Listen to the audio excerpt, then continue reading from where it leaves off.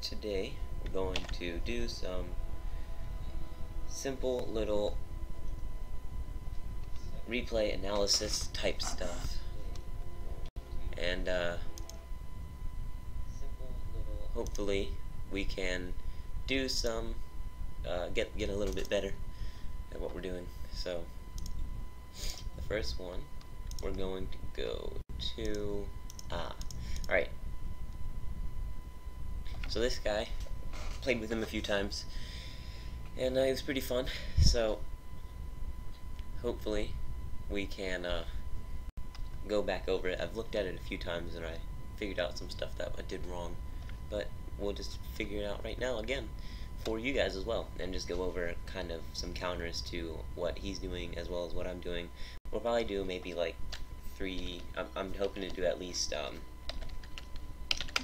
3 in-depth analyses, I guess, on this stream. And this is going right on YouTube. First time doing this for YouTube, so leave a like down below. I might try to do some more of these. Trying to keep recording these throughout school and everything. So, so as we can see, we have.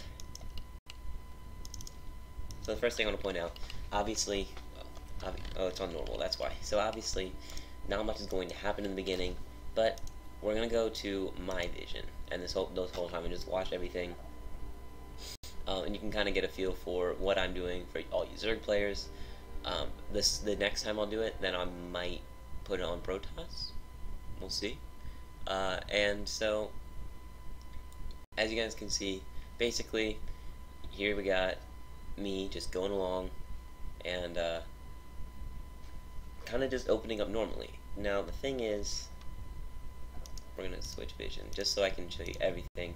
So when you have a player that goes expansion first, okay, so Protoss is going expansion first, then gateway.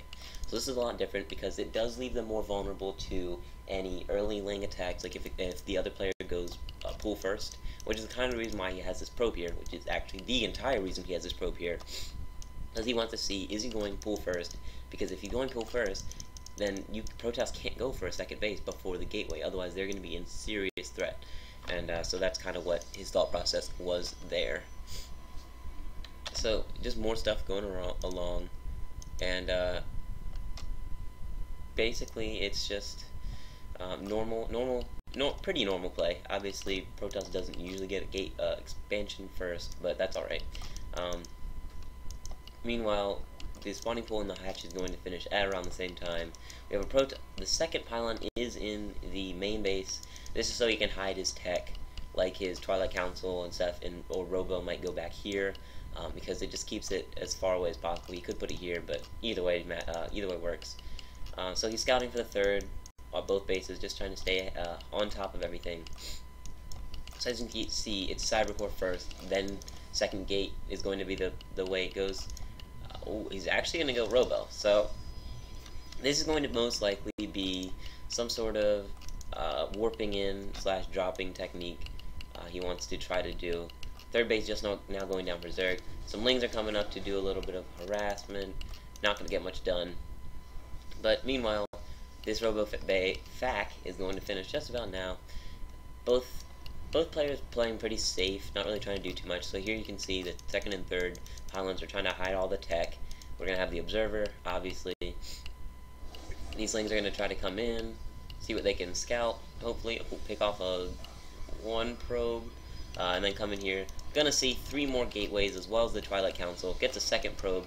So we're at now 3 workers killed, 4 Zerg. That's pretty good. This Adept is not going to do much. More Lings coming on down. But yeah, right now, really, obviously, seeing that Twilight Council is going to put a lot of pressure on AstraZerg, myself. Seeing the, okay, so when you see this, as a Zerg player, when a player's on 2 base, with 7 gateways in their main, as well as the Twilight Council, most likely getting Adept Glaives, then it's most likely, because they're on 8 gate, so it's most likely going to be some kind of timing attack / all-in, whatever you want to call it. We have the layer on the way. So this Rotorn is really important in this game. A lot of Lings are made with banelings and stuff, trying to do some baneling bust or whatever you want to do. So you can just kind of see what's going on. So that gate's going to get depowered. This is actually not the right replay, but it's good to learn. So, well, this is the right replay. Technically, there's no wrong replay. So you can see all these adepts are going to be coming in, and that's just a lot of adepts. And so, obviously, this is indicating an all-in of some sort. These adepts are going to do a lot of damage. This warp prism's coming in. And so that's a lot of damage getting done, and that's just almost impossible to come back from. That's so many drones that were lost. Meanwhile, Lings are trying to come in, but a solid wall, and so that's definitely really, really bad. So we're just going to speed it up more. Obviously, there's almost no way that I can bring it back from this constant aggression, and really good use of the Warp Prism. Obviously, I'm not going to win this one, because of the fact when you do that much economic damage to a Zerg player and they're only on 3 base, and you take out all of this stuff. I mean, just look at this. 28 workers killed. That is a huge amount. And when this Warp Prism's still alive, it's just so much damage. Almost impossible to recuperate from. So now it's just going to be Stalker, most likely Immortal, because there's no real threat. What should have happened was this, there should have been units in every area. Like, there should have been units here, here, here, and maybe some banelings in each, just to prevent those adepts from doing a mass amount of damage. More damage is getting done, and there's an observer here, just seeing everything that's going on, and this is really, really looking bad. And we have the +1 timing attack, Zerg with no upgrades, because of the fact that we're so busy. I was so busy, didn't get upgrades. That's just so many Stalkers, and there's no way that there's going to be able to be, this is going to be able to be held, and that is going to be G to the G. And, I mean, yeah, you might be, I mean, this is like the first game that I've actually showed where I lose, by the way. But, you know, that happens. You're not gonna always win. You win some, you lose some, but that's just how the cookie crumbles, or that's how the building is built, whatever you want to call it. I don't know. So give me a few seconds and I'll be right back.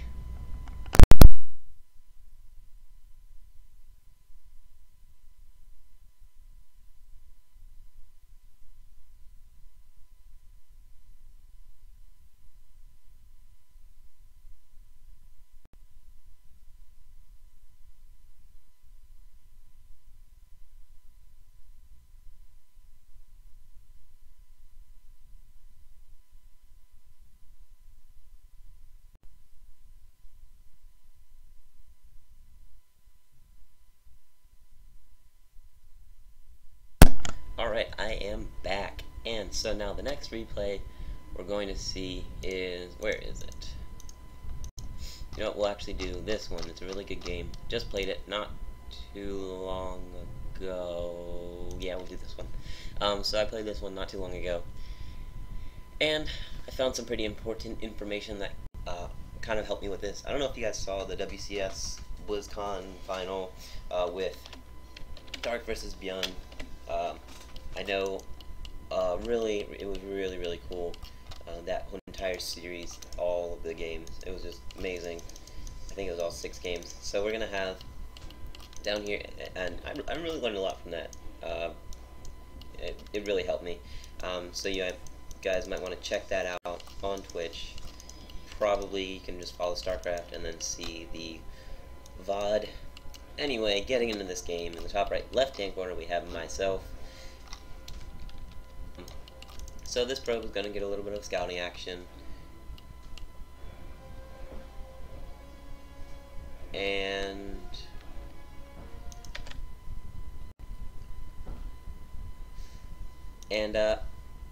that was weird. Anyway, the stream paused. Alright, so getting back into the game, we have spawning pool, hatch.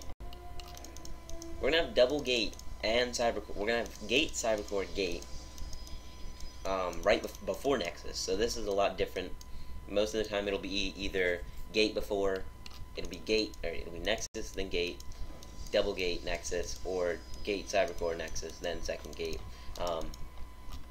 And so those are the main builds. This isn't a very common build. you won't see this that much. This Adept's not even in the right spot. Zerglings can sneak right through there. But the fact is, we got Adepts, Stalkers, all kinds of stuff. This probe just picking away at the hatchery, hoping it might get some damage done. And so these lings are going to come in here, not going to get much done, so they're going to back off. Meanwhile, we have the RoboFac. I don't know why he's putting this right here. This is not a good spot to put a RoboFac, because this is out in the open. Yes, you can overcharge, but he doesn't have a mothership core, and that's just really unsafe. These Adepts are. This Adept is going to get picked off. Meanwhile, alright, so all you Protoss players out there, let me just say something real quick. Alright, so if you're gonna go double Stargate and Robo, don't put it all right here, where the Zerg player or whoever you're playing against can see it and attack it. These two Stargates are in vision of these lings. You can see that he's going for double Stargate, as opposed to putting it back here, putting the Robo here, something like that, so that the Overlord has to come in all the way back here, or lings have to come all the way back here to find it. So this is going to get cancelled, which is already going to slow him down by maybe 30 seconds. So that's just a huge loss. Meanwhile, 3 bases, lair, Bailing Nest. After seeing this stuff, I mean, this is going to send trigger to the Zerg player. Okay, I need to get my lair. I need to go into Banelings or Roaches, whatever they're going to do. Meanwhile, this Overlord can see stuff, and the Twilight Council is going down. Overlord sees that, I do believe, yes, may not, and so it's just kind of like giving your opponent a book about you, saying, here, read this, and then saying, alright, now I'll wait for you, go make what you want to make, and then I'll come to you, and may the best man win.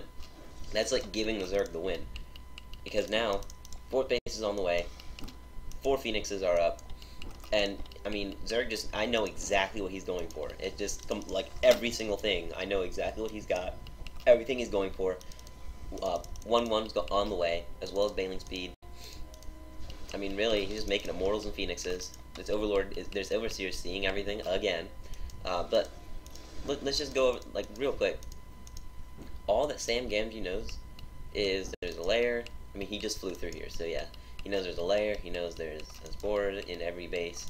He doesn't really, he never saw this. He was this close, too. I mean, that's really sad. He was that close to seeing the base. Maybe that close. And, so this Phoenix is going to come in, too. That's a really bad idea, because now he loses the Phoenix, putting him behind, just now getting a 3rd base. And these Phoenixes are going to float around. He's only got 3 Phoenixes now. He's not really making any, because they're pretty expensive. And he's supply block. Now he's not. But meanwhile, we have an attack coming. And so, if you look at the army, this is the army after 8 minutes. The problem is, he's just so focused on getting Phoenixes and Immortals, he hasn't been warping in Stalkers with his gateways. If you look here, he's got 2 gateways. He's trying to do all this off 2 gateways. You can't do that. It's like physically, or literally impossible, whatever you want to say. It's impossible. He's getting Adept Glaives right now, but that's just an awful idea. Hydras are on the way, are shredding through everything, because it's 0-0 versus 1-1, and there's just no defense, because he was working off of 2 gateways. This is all of his tech. He was trying to get a RoboBay, but it's way too late for that. And that is going to be the game. There's going to be a GG right there. Boom. But yeah, for Protoss players, don't put all your stuff here. Don't go off 2 gates. That's really cool. Right there. That's pretty cool. But you can't go off 2 gate. It's just not going to work. This is just a really badly drawn out game. Meanwhile, I mean, just constant macro game. I was gonna say game. Lots of drones on the 4th already. It's just went really poorly for Sam Gamgee's macro was not up to par. So that's gonna be that game.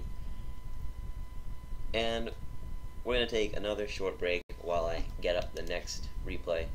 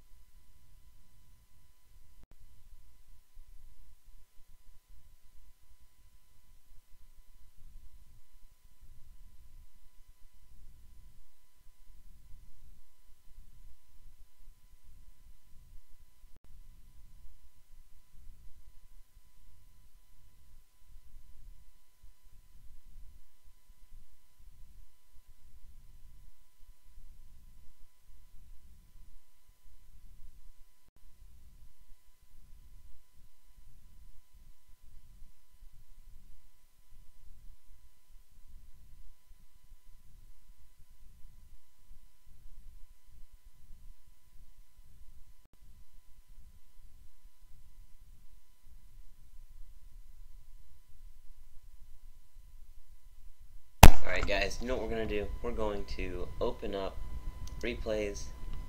I think I saved it, and we're going to check it out. Here it is. So basically this game I was really happy about. I played with my brother. I think this is the game. Should be. And so basically what happened is, you'll see, it was quite entertaining for me. I don't know about these two. They were pretty salty, but we're gonna show it anyway, whether they like it or not, because I was quite entertained by that. It made me feel really good.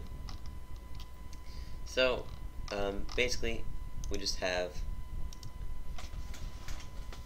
we'll get right into it. In the top left-hand corner, we have Turned Up. In the top left-hand corner again, we have myself. In the bottom right-hand corner, we have Zerg, Lurgy, and Albin. We'll go with Albin. So, you know, I mean, obviously 2v2s are quite interesting. Most players don't really play standard, because there's a big difference between standard in 2v2 and standard in 1v1. So we'll get to that right here, and we have both Zerg players getting the expansion. Zerg Lurgy is sending his Overlord to goodness knows where. I mean, this Overlord just going. It's just going. And see, the thing is, when your Overlord doesn't see something here, send it somewhere else, because now he's sending it all the way over here, and it's gonna stay there. There's no way he's gonna go back to move that. Meanwhile, SCV, Terran's going to expand, as well as the Protoss is expanding.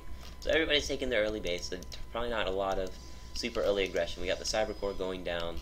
Spawning pool's almost finished for, well, both players. Queens, second bases, everything, you know, starting out normal. This guy's not making his queen over there, so that's going to be pretty bad. Now he is. Double gate, so possibly adept pressure.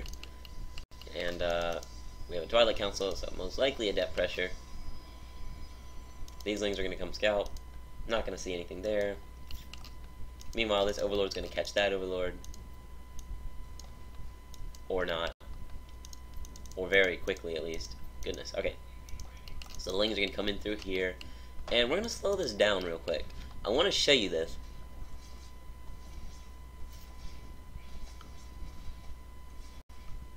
So he pulls everything off. Right there, he's attacking this egg. He is attacking his own egg. Barely kept it from dying. And didn't mine the entire time. So, talk about worth. This guy stood there for maybe 20 seconds, not mining, and almost killed his own drone. Meanwhile, we got Ling going out for Zerg Lurgy. Marines all over the place. Third base going down. And we'll speed it up now again. And so, we got a lot of Lings going on. It's just probably going to be Ling Bane. There it is, yep.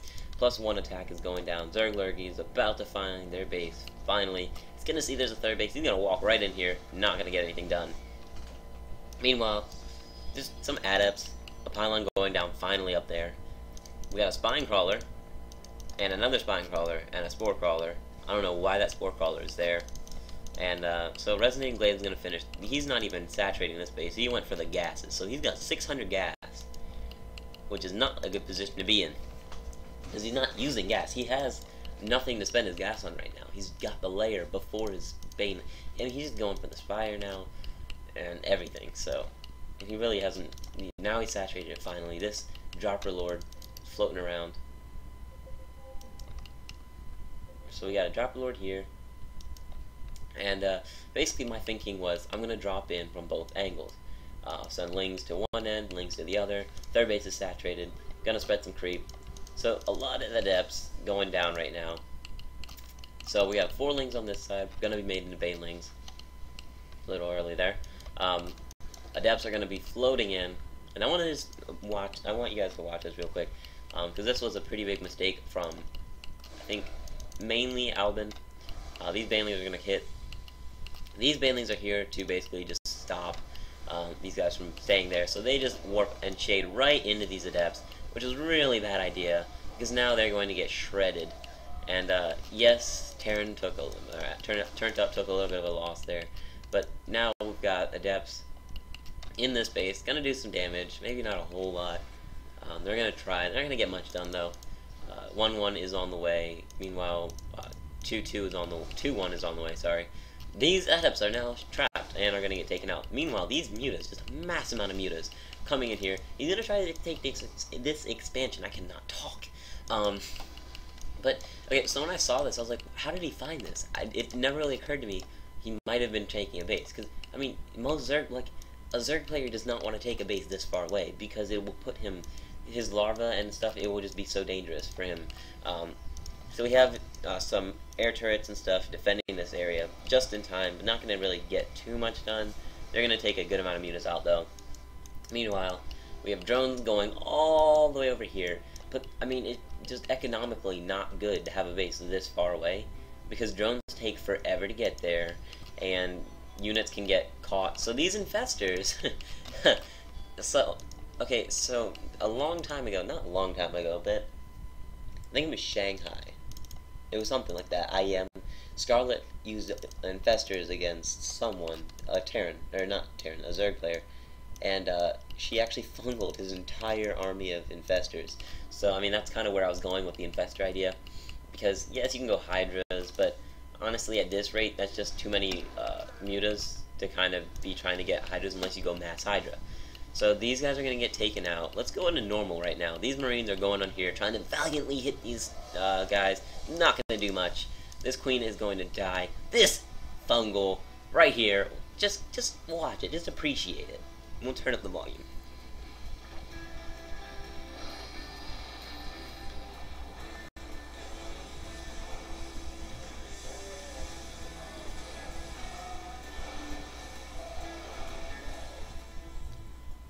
Yeah, so that happened. About 15 mutas went down right there, and so let's just appreciate this. Those fungals, and that was actually the last fungal that was available. These two had fungals, but these guys didn't have fungal.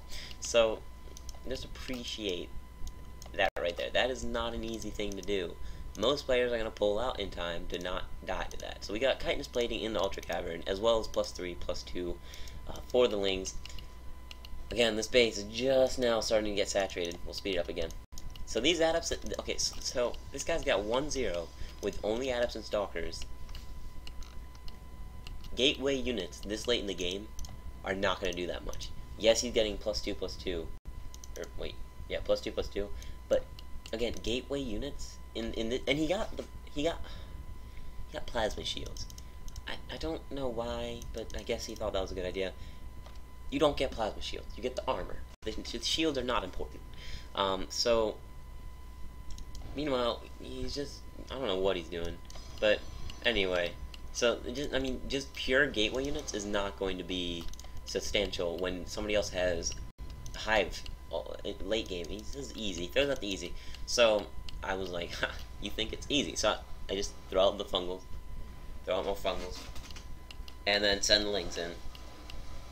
And meanwhile, we've got +2, +1 versus +1, +1, and these fungals are just destroying the army. And then the ultras come in to clean everything up, so that they don't take as much damage. They want to take as little damage as they can, and just the army is cleaned up. Meanwhile, Terran is pushing back Zerg, and these ultras are going to come into this base and start shredding because they've got chitinous, they've got +2, and they're good to go. I mean, not much is going to really be able to kill them. These Lings are going to go for the infestors, but they're going to get destroyed as well. Meanwhile, Terran's going to come in now and clean everything else up, help clean things up. These Lings are going to come into this base. There's no defense here. Mutas, we have the rebuttal to the previous trash and trash talk. And so this base is going to get cleaned up with probes. So even if the other team held this off, there would be absolutely no way they would be able to come back. Zerg was trying to take these bases. I don't know why. It would have been easier, smarter to take these bases, to be honest. A little bit of a conversation there. And so, I mean, 3 base Ultra is a possible thing, and so now he's getting a little bit mad there. So I mean that happened. There's not much you can really do about that. These mutas are trying to do some damage, but it's just at what cost? I mean, there's literally no way. This guy's going layer. The other player left, and just lots of Terran. And that's how you win in a 2v2. You just, I mean, half the time, turtling up can help you. Like if you see those Protoss, Carrier, Void Ray, Void Ray, like basically the Golden Armada. Those things can really do a lot of damage. Lots of ultras on the way. Just so much stuff. It was really fun. I just want to show you guys that because it was quite entertaining, quite interesting, really fun. Never actually saw these bases, by the way. Never. But yeah, so that's how you win. Let's see. So I'm probably gonna end this stream. I might come back on in a little bit, but I'm gonna end this one right here. Got to get a few things together, and then I'll be back, I hope. So thank you guys for tuning in. Thank you guys for watching. Leave a like down below. Subscribe to see more of these videos and stuff, more fun things. And I hope to see you guys again. Maybe I'll have the webcam up. I don't know. We'll see. I'll think about it. But so anyway, thank you guys for watching. I hope you guys have a great day. And I guess this is goodbye.